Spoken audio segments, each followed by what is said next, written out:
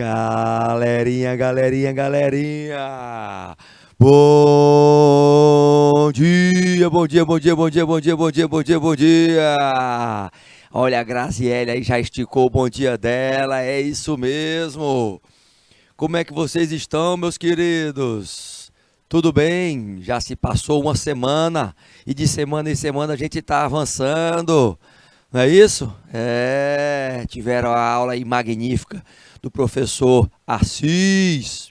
Agora é o tio Loyola chegando da parada. Vamos de recursos humanos? Vamos falar sobre ética? Olha o temazinho de hoje. Na nossa ética e relações interpessoais. Olha só, gente.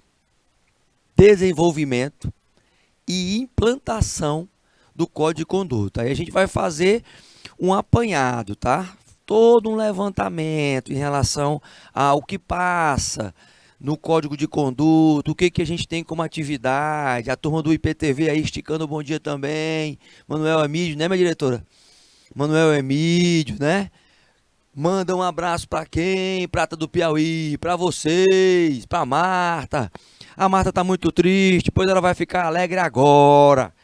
Ela vai ficar alegre agora. Vamos que vamos. Vou botar a canetinha aqui e vamos partir para cima, ó. Gente, olha o nosso roteirinho aí. Olha só. Desenvolvimento e a implantação, tá? O desenvolvimento como ferramenta também de implantação. Por isso que nós estamos complementando, preste atenção, complementando esse desenvolvimento que é contínuo dentro das empresas. Por quê? Se a nossa disciplina fala de uma estrutura de ética por meio das relações interpessoais, lembra de uma coisa. Eu vou ser ético lidando com as pessoas. Então, eu vou ter que acionar o meu mecanismo de inteligência social. Antes disso, eu vou ter que acionar os meus mecanismos de autoconhecimento. Tá certo? Então, no nosso roteiro de hoje, nós temos a demonstração da importância desse código, o quanto é importante você ter um código dentro de uma organização, dentro de uma empresa. O quanto é importante você trabalhar essa perspectiva de desenvolver pessoas, mas sempre num viés ético. Ok? Outro fator, a possibilidade de compreender melhor os pilares, as essências que vão fundamentar as tuas argumentações éticas também, para que você, por exemplo, não possa se contaminar com as pessoas que já vêm num ciclo vicioso, gente. Esse ciclo vicioso é simplesmente aquela rotina que faz com que as pessoas se mantenham em uma postura que vai chegar a o ser não ético, tá? Então, o roteiro ele traz esse caminho que nós vamos conduzir durante essas duas aulas e para que você já comece aí a fazer as suas anotaçõezinhas, ó, porque eu vou recordar sobre a aula anterior, o que a gente viu, eu vou levantar sobre algumas reflexões das aulas também que já se passaram, porque tudo vem um somatório em relação até à construção desse código, tá? Se em todos os temas que já passaram, eles contribuíram em muito também para que a gente tenha esse discernimento e possa ter sabedoria em estar utilizando essa forma, que é uma forma conduzida por um código, por exemplo, a forma de postura ética, principalmente. Aí a gente revisa e vai para as atividades na última aulinha, tá bom? Então vamos lá, preste atenção aqui, hein? Eu estou vendo gente aí colocando o nome da galerinha, né, minha diretora? Tem o Bruno, tem o Harry, o Henry, o Francisco, a Evelyn ou Evelyn, né? Tem o Cauã, tem o Hércules, rapaz, só tem nome forte aí, só de significado forte, ó, Pedro, ó aí, esse último aí, o Pedro, é rocha, significa rocha, rapaz, é pedra, não é brincadeira não. Recordando a nossa aulinha anterior, para ficar na mente, lembra que a gente fez umas atividadezinhas, né? Que eram voltadas para as dimensões da ética empresarial. E aí nós reforçamos a questão da sustentabilidade, do tradicionalismo não está dentro da dimensão, o respeito à multicultura numa perspectiva, sim, está dentro dessas dimensões. O aprendizado contínuo também. O arcaísmo, não. A inovação, sim. E a governança, sim. Essa foi a atividade que a gente realizou. Tá, nesse conjunto sistêmico, o que, que a gente percebeu como uma dimensão dentro dessas 4 aí? O respeito à multicultura? Não. O aprendizado contínuo? Não. A inovação? Não. Quando se fala do conjunto sistêmico de processos, práticas e normas que regulam a empresa, que tem o objetivo de garantir essa transparência e a gestão, é a governança corporativa, tá? Então, essa foi a que era a verdadeira, ok? Seguindo, o que, que nós temos no modelo de gestão que nós realizamos para quem não estava participando daquele momento, já no finalzinho da nossa aula? O modelo de gestão capaz de fomentar a produção do modo sustentável, minimizando as agressões ao meio ambiente, principalmente, sem comprometer, gente, as gerações futuras. Qual seria essa dimensão que foi escrita acima?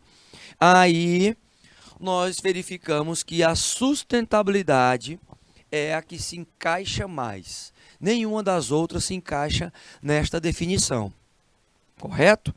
Seguindo, o que não era um princípio de governança corporativa, dentre essas 5 opções, você verifica que não é um princípio, é claro, porque o assédio moral faz parte de uma cultura extremamente agressiva e que ocasiona várias sequelas, quer sejam físicas, quer sejam psíquicas, no colaborador.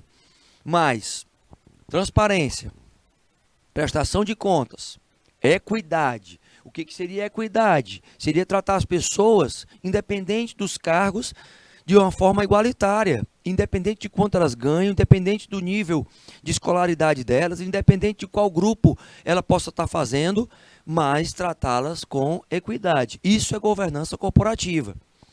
A responsabilidade corporativa entra da governança? Claro que entra. Então, só assédio moral é que não entra aí, tá? Paloma ali me esticando também aí o bom dia.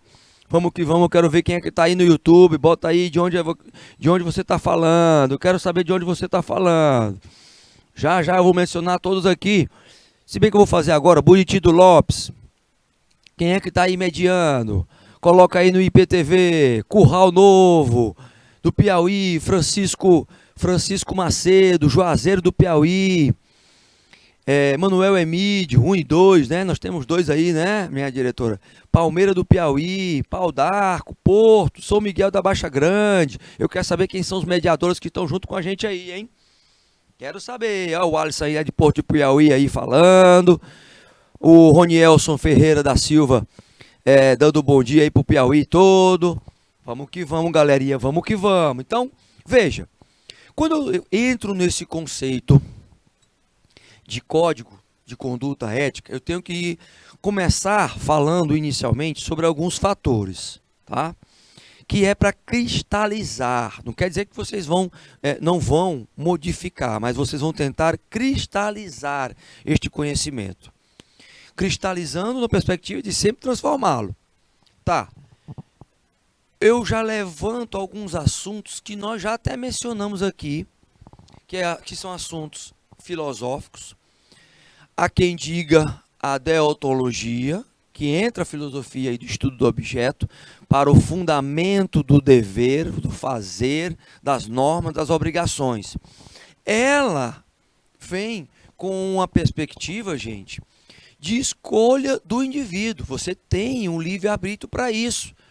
Moralmente, é necessário que você comece a perceber o seguinte: o código de conduta ele vai nortear, gente. Ele vai nortear o que é que deve ser feito. Então, se você tem um código de conduta aí na sua escola, um regulamento que busca disciplinar a prática, né, do estudo, você já, numa perspectiva de realizar sobre esse assunto, efetuar um comportamento, o código de conduta ele vai alinhar o comportamento. Tá certo? Minha querida aí de Porto, querida mediadora, professora Remédios. E aí de Juazeiro do Piauí, o Cleiton Show, aí dando bom dia para todo mundo. É isso mesmo. Então perceba o seguinte, sabendo dessa situação, aí eu posso avançar em outras coisas. Primeiro, o foco na lei.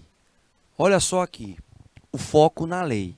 Por isso que tem aí uma imagem para a tomada de decisão, por exemplo, de um juiz, que ele pega o martelinho e bate em cima aí para sacramentar a sentença. O dever traduzido em instrumentos produzidos pelo Estado, convertidos em lei. A lei é esse instrumento jurídico, gente. A lei interna, por exemplo, o regulamento interno de uma empresa é uma lei. É um instrumento jurídico que ele tem que respeitar algumas outras leis. Ele não pode, por exemplo, colocar situações em que esteja ferindo, por exemplo, a CLT,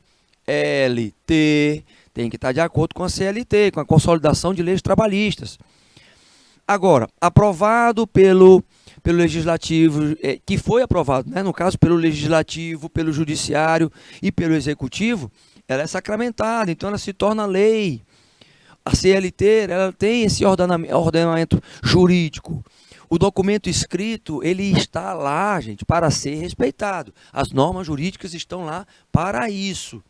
E falando em norma jurídica, ela é imperativa. Por que eu coloco imperativo? Porque ela tem que ser respeitada, se comportar da forma que foi estabelecida, e aí é o que a empresa deseja e espera que o colaborador profissional se comporte dessa forma. Todavia, nós temos a Carta Magna, lei e a hierarquia em relação à Constituição Federal, que é o ponto final da história. Ela pode ser modificada? Pode.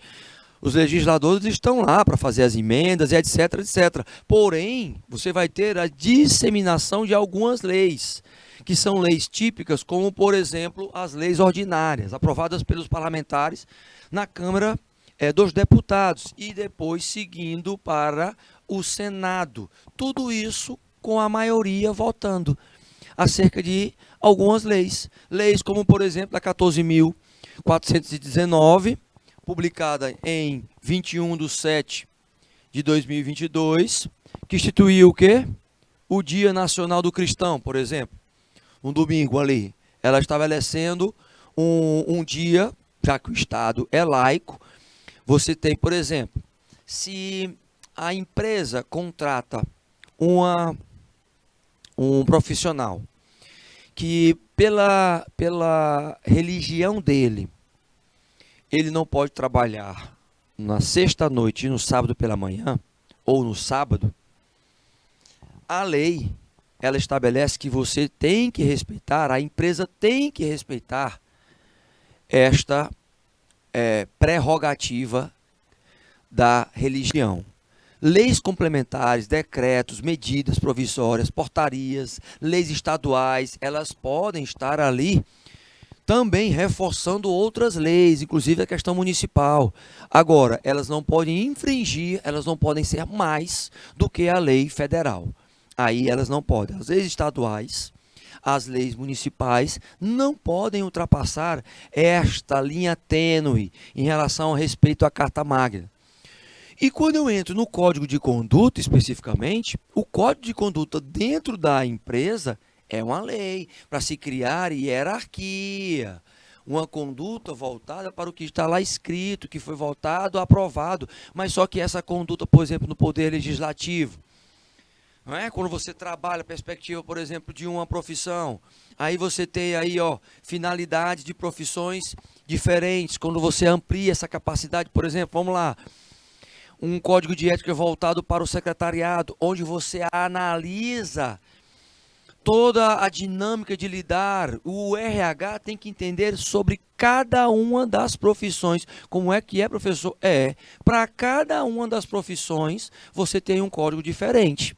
Você não tem um código unificado, não. A CLT, gente, ela é CLT. Ela é para todas as profissões. Agora, o código de conduta, para cada profissão, eu vou ter uma. Lembre que nós estudamos aqui o Código de Conduta do RH. Mas se eu tenho, por exemplo, uma federação, se eu tenho, por exemplo, lá o contador, eu coloco o contador aí, e você, como do RH, tem que saber qual é o Código de Conduta do contador, do advogado. Você tem que ir lá na OAB e puxar lá.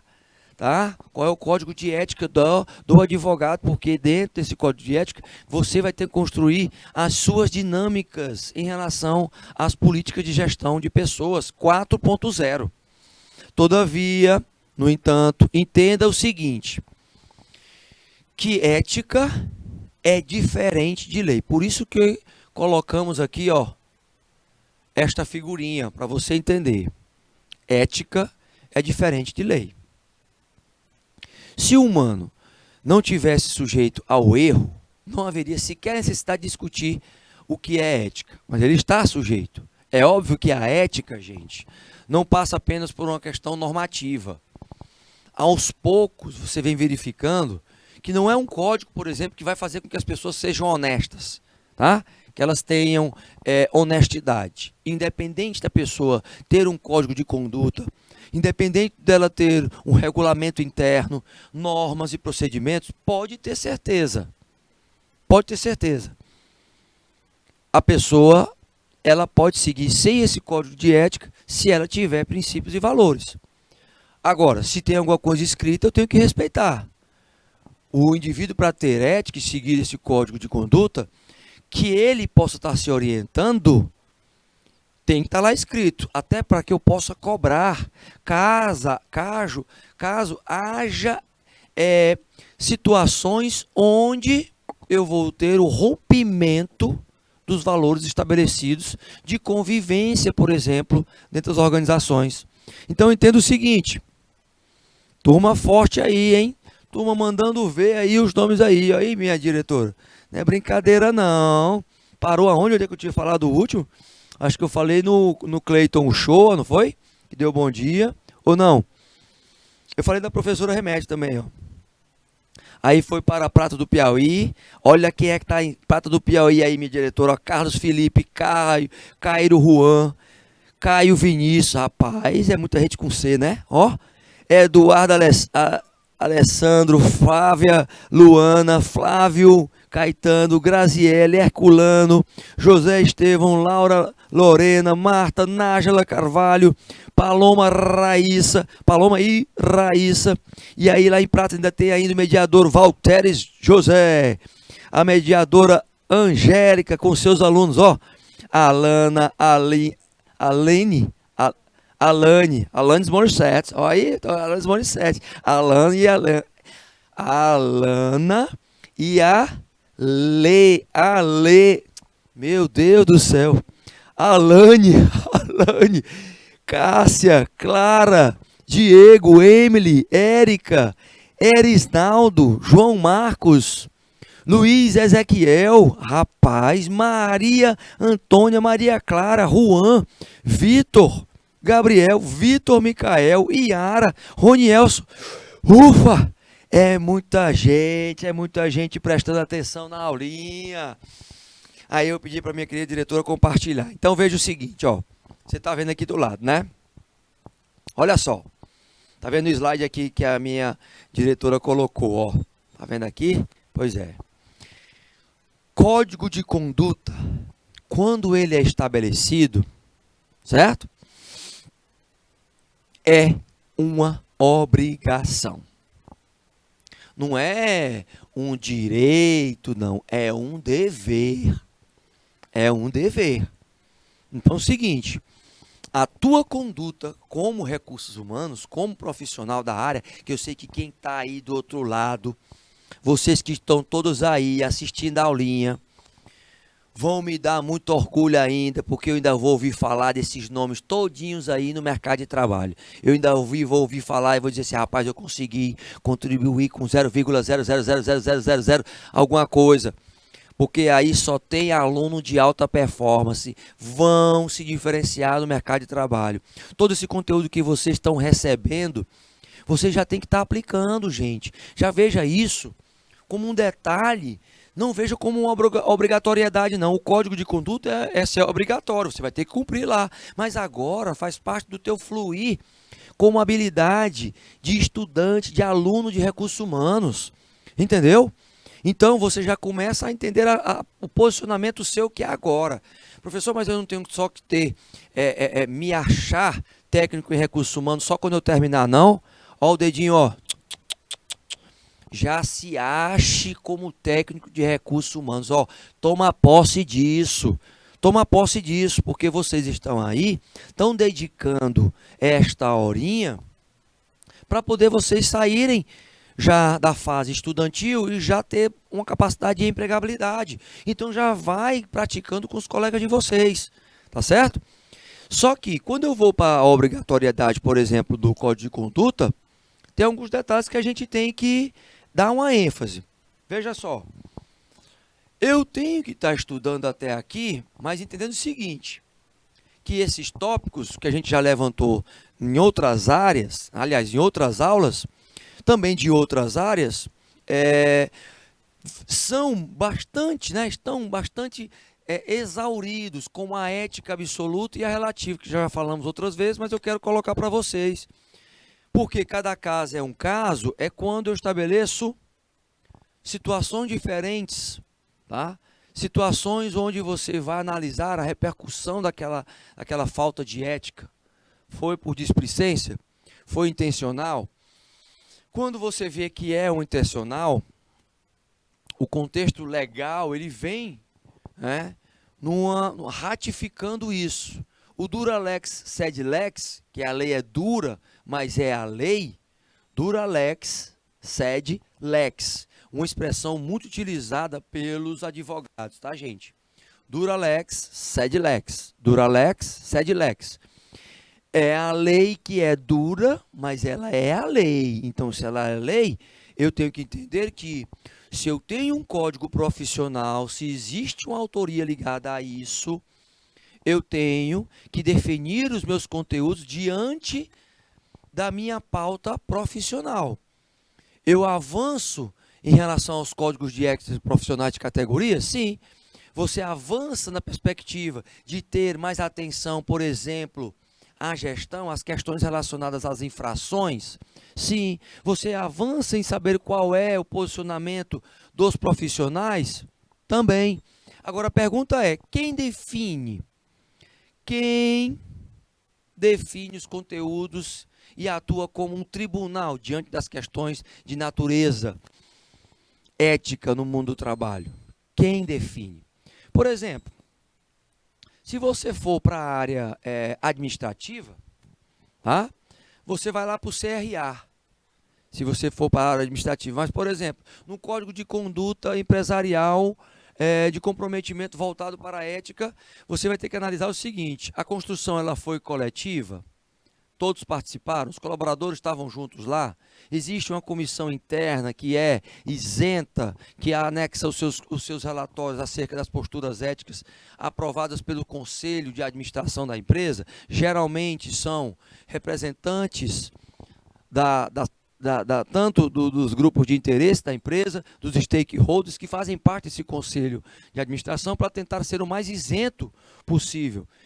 O órgão, o conselho especificamente de administração, que pode ser, por exemplo, um gerente, aí pode ser colocado um fornecedor, um cliente, um consumidor, aí coloca o presidente como presidente do conselho, ou seja, traz aí a relevância de tentar julgar os acontecimentos mais periclitantes, os acontecimentos mais difíceis de ser discutidos.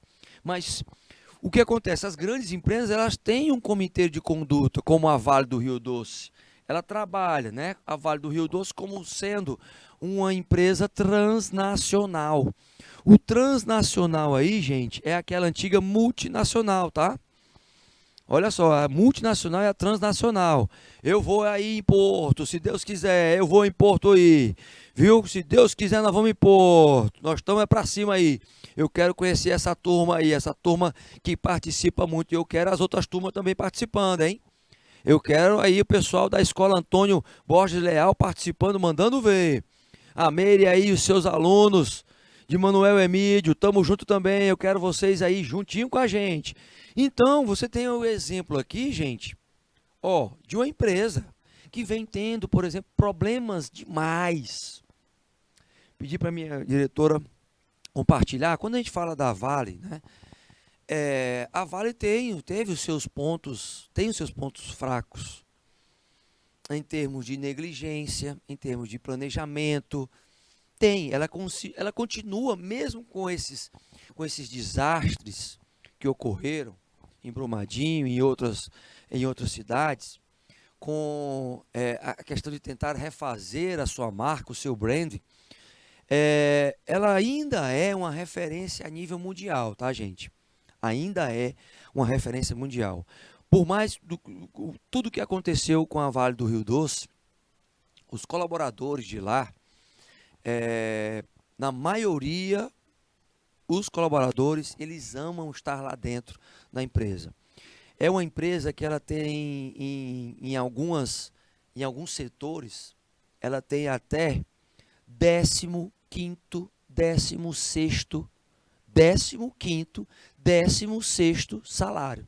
Não tem um 13º que você recebe a mais, né? Mais uma parcelinha que você recebe? Pois é. Na Vale do Rio Doce, é uma das empresas que ela tem mais de 15 salários. Ela dá para equipes, por exemplo, que batem metas. E além das metas, com as bonificações e as comissões. Então, ela tem um programa de desenvolvimento de líderes também excepcional. Assim como um programa de trainee. Depois dá uma olhadinha, vai lá no site da Vale do Rio Doce, tá?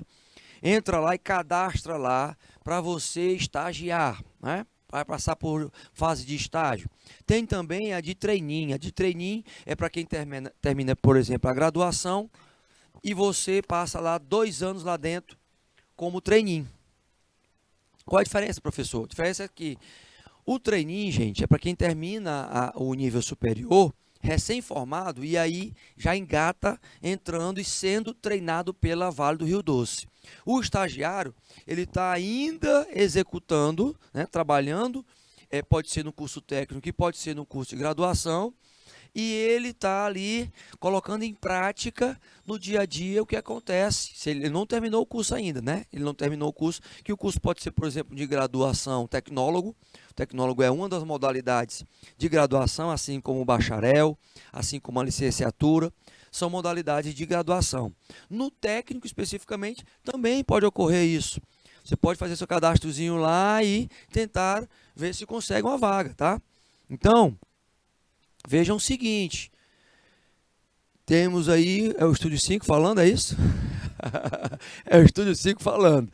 Então, quando a gente coloca uma empresa dessa, por mais que ela tenha passado por grandes problemas e tenha contribuído, né, com a infelicidade de muita gente, ela já vem no histórico de trazer felicidade para muitas pessoas, para muitas comunidades. Ela está fazendo isso por ser boazinha? Não, não é por ser boazinha, não. Ela está fazendo isso porque ela precisa executar isso. É uma função dela, certo?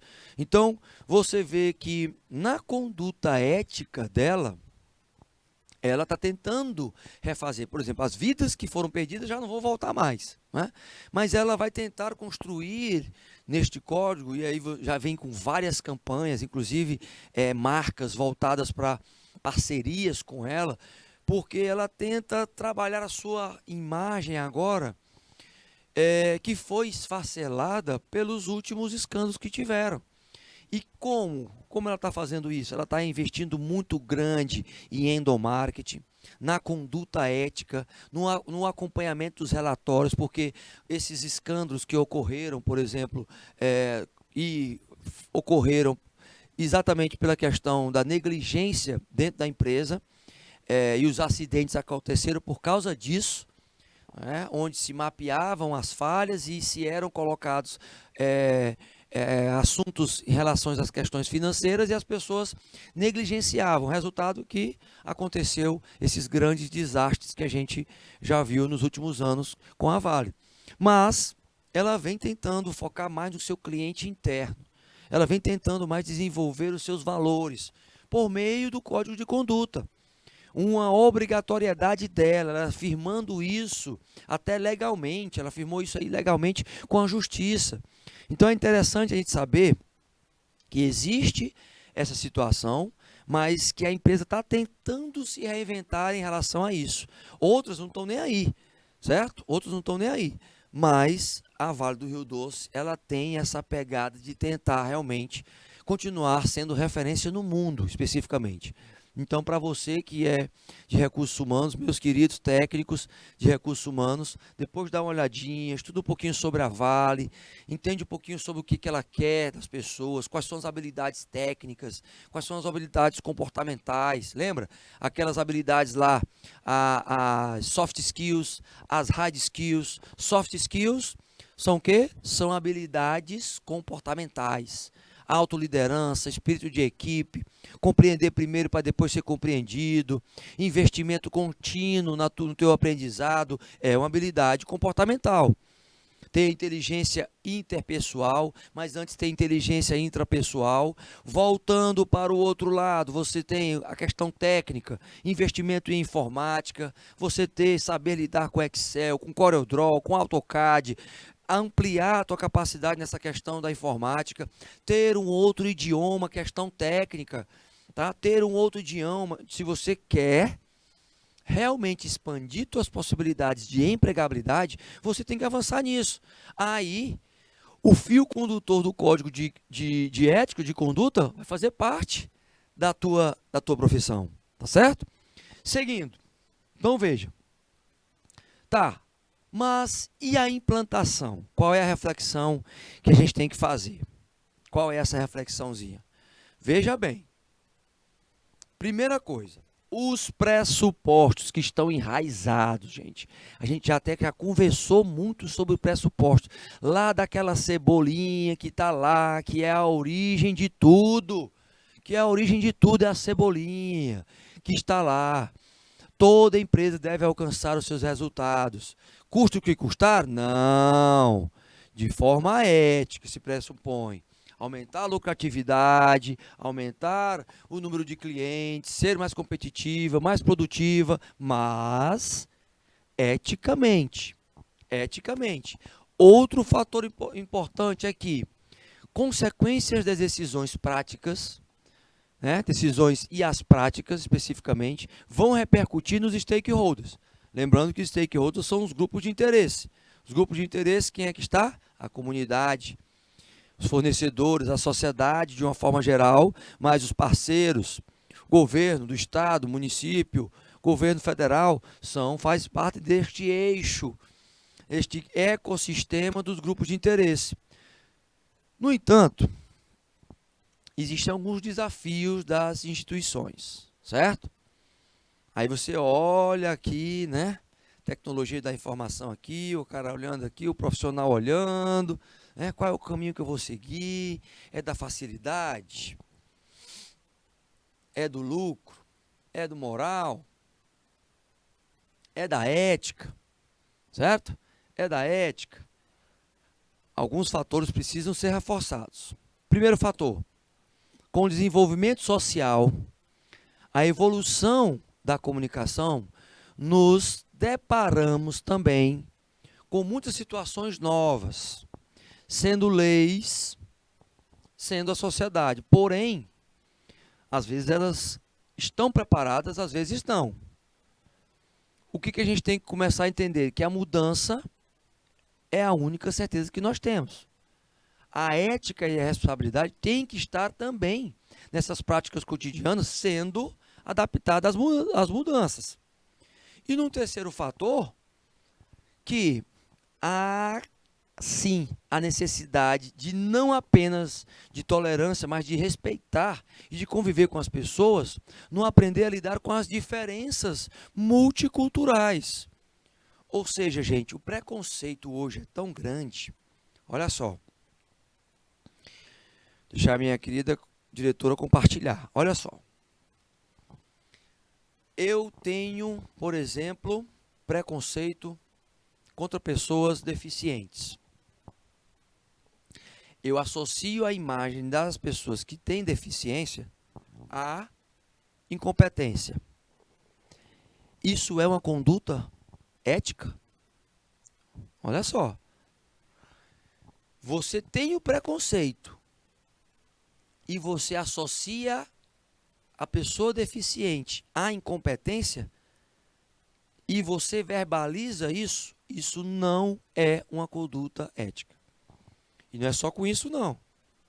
Por exemplo, as pessoas que sofrem com a obesidade, certo? As pessoas que sofrem com a obesidade. Existem pessoas que olham para pessoas obesas e associam a incompetência dentro do ambiente de trabalho. A questão da cor, do mesmo jeito. A questão da origem, do mesmo jeito. A questão da orientação sexual, do mesmo jeito. Entendeu? Então, quando é que o preconceito se torna uma falta de ética?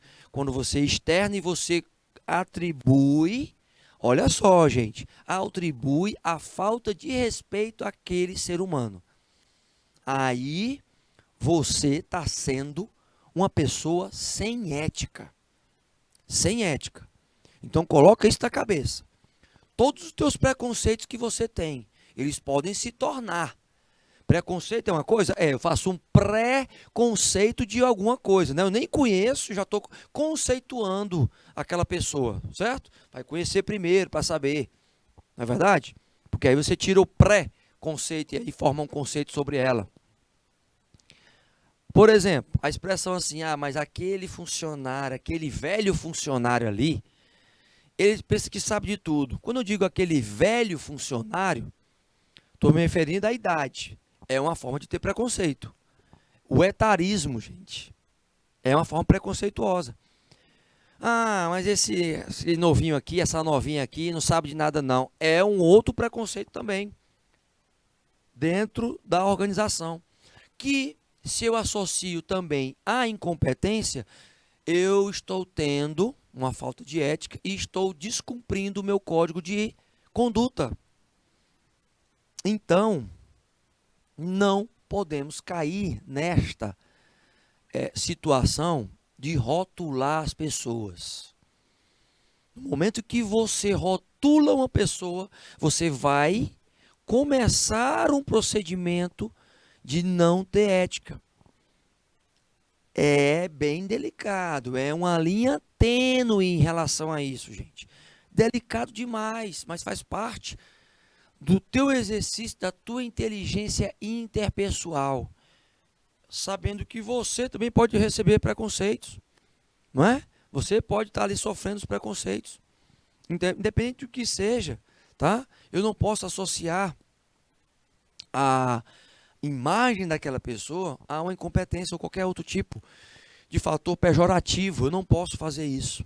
Então, a reflexão acerca desse código, dos caminhos que você tem que seguir, primeiro, monitore os seus preconceitos, que todos nós temos, e imediatamente, caso você seja levado por isso, você tem que estar se policiando. É difícil? Mas é um exame de consciência contínuo, tá, gente? Só assim você vai se diferenciar com uma nova geração. Vocês são da geração Z, nasceram depois dos anos 2000. Então a turma que nasceu dos anos 2000, né, a maioria que está aí, é que vai estar comandando este Brasil daqui a algum tempo, tá? Comandando em termos de liderança. Então, vocês já precisam quebrar estes preconceitos que são existentes, que a gente está lutando aí, né? Gerações estão lutando, é claro que algumas gerações ainda permanecem segurando os preconceitos, vai ser uma luta ad infinito, ad eterno. Vai ser para sempre, professor? Eu acredito que sim, certo? O Brasil vai ser sempre preconceituoso? Eu espero que não, Mas se outros continentes, a guerra é grande, então o preconceito ele te conduz para uma falta de ética, ou seja, para não executar o teu código de conduta, certo? Reflexão feita, voltamos para os slides. Então, entenda o seguinte, nesta primeira reflexão, já continuando o primeiro fator, não é? Com o desempenho social, por exemplo, da comunicação, gente, eu tenho que aprender o seguinte: Quando eu vou me comunicar dentro de uma organização, pessoas vão entender da forma digital, pessoas vão entender da forma sinestésica, pessoas vão entender da forma auditiva, pessoas vão entender da forma visual. Ou seja, eu vou ter várias formas para estar tentando passar a mensagem. O que eu tenho aí em relação aos meus stakeholders que está fazendo constantemente? É a aproximação, principalmente sabendo que a sociedade ela passa por uma evolução contínua e que eu tenho que me adaptar às situações. Eu tenho que fazer parte de um grupo que vem de uma forma preventiva, se adaptando e acompanhando as tendências sociais, evolutivas. A falta de postura ou de ação, por exemplo, da empresa em relação a determinadas situações de desgaste ético traz, logicamente, uma imagem negativa para o produto, gente. Isso num contexto primário, eu estou colocando para vocês. Por exemplo, colocamos aí, ó, toda empresa precisa ter políticas, essas políticas que vão estar sendo regidas, eu vou estar regendo essa situação, porque os computadores, por exemplo, a utilização de computadores da empresa para atividades pessoais, eu posso fazer isso? Bem, se a empresa permitir, sim. Se ela colocar no seu regulamento que não deve ser aceito isso. A empresa pode colocar limites, ela pode regular, por exemplo, mas eu tenho que saber, eu tenho que entender. Se a empresa não tem, professor, aí você vai ter que conversar com as pessoas. Se porventura você faz e você usa, a empresa também não pode te penalizar. As participações, por exemplo, dos colaboradores nas redes sociais. Por exemplo, colaboradores fazendo TikTok durante a execução, dependendo da área, dependendo se está associando algum produto da empresa, dependendo se a empresa autorizou, tem toda uma questão a ser levantado. Eu tenho que saber e tenho que regular como é que eu vou lidar com isso. Isso vai estar dentro do código de ética. A comunicação acerca dessas atividades faz parte. Faz parte. Agora, faz parte de quem? Do RH, dos recursos humanos, estar conectando com os setores constantemente e atualizando o que pode e o que não pode. Se eu vou lá e cometo uma fraude dentro da internet, qual é o comprometimento da empresa se foi com o aparelho da empresa? Até onde ela estava envolvida nisso? O que pode acontecer?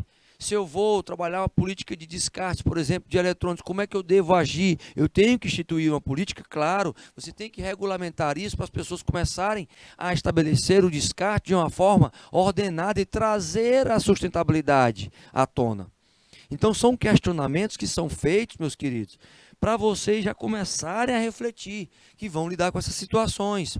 Mas, numa segunda situação de reflexão, você tem a ética aí como responsabilidade o quê? Social. Eu falei agora há pouco de sustentabilidade. E isso tem que ser comprovado aonde? Todos os dias. Nas dimensões éticas, por exemplo, a gente estudou sobre isso. Não adianta a empresa possuir um rígido código de ética se ele não é executado, respeitado. E digo mais, se o nível estratégico... Quem é o nível estratégico, professor? Os diretores, os proprietários, os donos precisam estar envolvidos, precisam mostrar que estão fazendo junto. Uma empresa que traz a sua missão, que afirma na sua missão que tem responsabilidade social, ela tem que comprovar no dia a dia. Agora, se ela, por exemplo, desrespeita o cuidado com os funcionários, não realiza ações preventivas educacionais para evitar, por exemplo, a produção de resíduos. Se ela não faz isso, cai por terra tudo que ela colocou. Vai colocar na visão, ou na missão, ou nos valores que tem responsabilidade social, cumpra. Porque se não tiver, os próprios funcionários, os próprios colaboradores vão olhar e vão dizer o seguinte: olha só, é só para inglês ver. Só para inglês ver. E a expressão só para inglês ver é só para você mostrar e depois não fazer. Agora, atenção. As posturas, meus queridos, éticas, elas precisam ser, como a gente já falou, para todos. Quem está liderando como gestores, principalmente, quando eu coloquei lá em cima os diretores, eles precisam ser o primeiro exemplo. Por quê? Porque se eu quero diminuir o índice de agressividade, por exemplo, agressividade,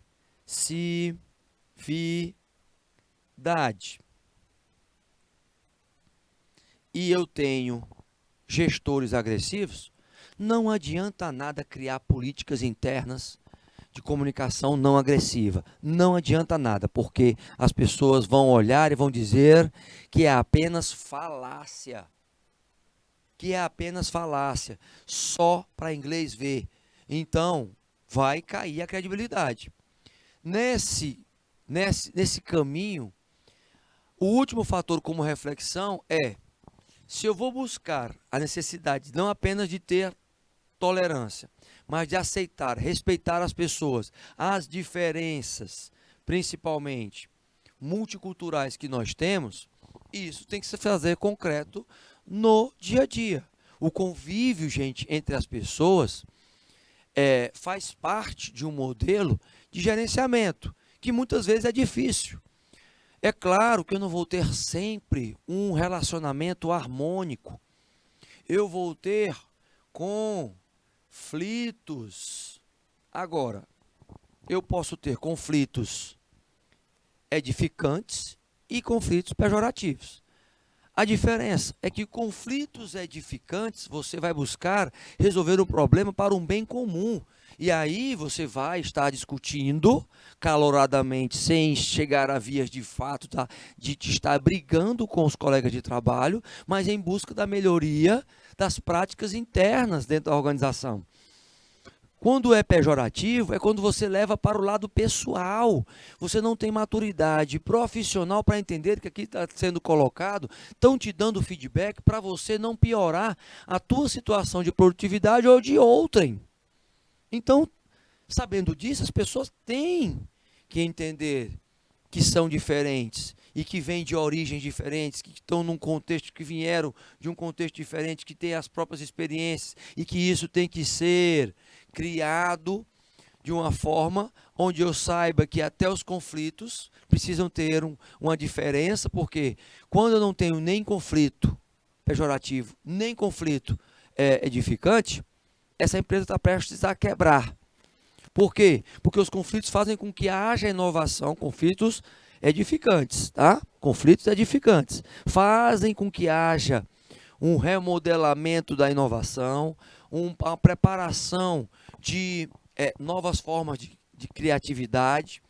Agora, sem também deixar claro que as instituições elas devem promover, conviver com essas diferenças, respeitar, aceitar, e elas devem ter uma cultura de reforço disso, aprendendo sempre com o próximo. Esta reflexão traz esta conduta, se alinha ao código de conduta, tá certo, gente? Meus queridos, vocês estão entendendo direitinho? Pessoal aí de Buriti dos Lopes, pessoal de Curral Novo, Francisco Macedo, Juazeiro do Piauí, Manuel Emídio, 1 e 2, Palmeira do Piauí, Pau d'Arco, Porto, São Miguel da Baixa Grande. Aí de Manuel Emídio, a turma todo dia tá realmente entendendo? Me digam aí, me deem um feedback se está claro para vocês até agora, tá? Qual é a dúvida que vocês têm? Coloque aí as dúvidas, para que a gente saiba que vocês realmente estão prestando atenção, hein? Olha o Porto aí pedindo para falar, ó, falar Porto também, a turma de Porto tá aí como se diz? Na empreita, tá aí buscando aí, acompanhando e dizendo assim, esqueceu de Porto. Tá tudo claro então, né, gente? Para finalizar este ponto 3, qual é a ênfase que a gente dá? Essa tolerância aí, gente, é o respeito ao próximo, às diferenças. É o respeito às pessoas que estão contribuindo. É claro, cada uma com as suas limitações, mas o respeito, por exemplo, às minorias. O respeito àquelas pessoas que estão, né, e que realmente fazem parte de um grupo minoritário na sociedade que sofre muito preconceito. Então, isso não pode ocorrer dentro das organizações. Se limitar apenas a tolerar o que é algo que é muito limitador, por exemplo, e que impacta de forma negativa, é até mesmo você deixar coisas pequenas passarem. Agora, as diferenças precisam ser respeitadas. É claro que diferenças, ela vai estar ligada à construção comportamental. O que é que nós recebemos das outras gerações como fatores morais, tá? Por isso que a gente faz essa reflexão sobre a questão multicultural. Porque o multicultural é você entender que nós vivemos num país onde este país precisa valorizar mais essas diferenças de qualquer forma e em qualquer situação. No entanto, a gente tem algumas vantagens para esta implantação e o desenvolvimento dessa cultura.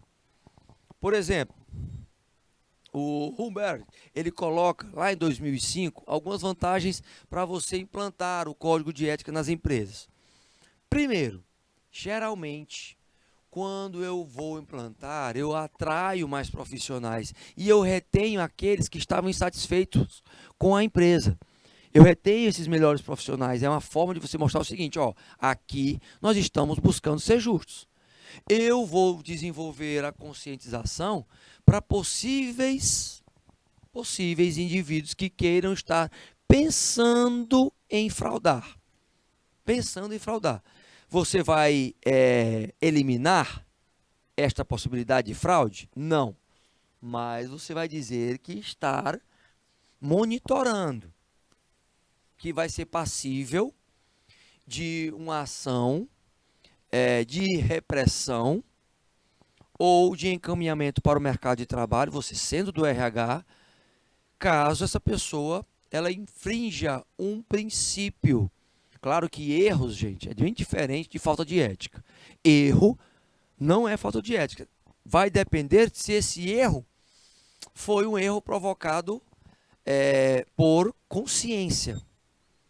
Se foi consciente, buscando prejudicar a empresa, aí entra a ética. Gera também a maior confiabilidade dos clientes, ou seja, dos consumidores, usuários, fornecedores, parceiros, os stakeholders. Assim também, um acesso maior à comunicação, a estes recursos contínuos que são disponibilizados pela organização. E a sociedade vai aceitar mais. Por quê? Porque sabe que a empresa tem esse código de conduta. Então, a imagem da marca vai estar mais reforçada. Todavia, nós sabemos que existem alguns detalhes para a implantação desse código de conduta. Eu tenho que saber, primeiro, se está alinhado com a missão, visão, valores, objetivos, de uma forma geral, a identidade da empresa. Eu tenho que saber disso. Tem a ver com a razão de ser da empresa? Tem a ver com a projeção de futuro? Tem a ver sobre os meus princípios? Traz aí um contexto que esteja atualizado com a minha realidade? Vai estar infringindo a CLT, a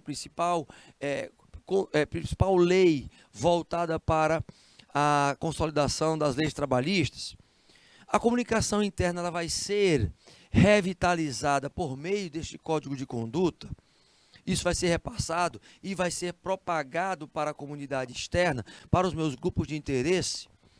O respeito à multicultura e os aspectos éticos e religiosos, eles estão dentro deste código de conduta? Então, esses 6 eixos trazem aspectos que vão melhorar a elaboração do código de conduta. Eu tenho que ter pessoas envolvidas nesse processo.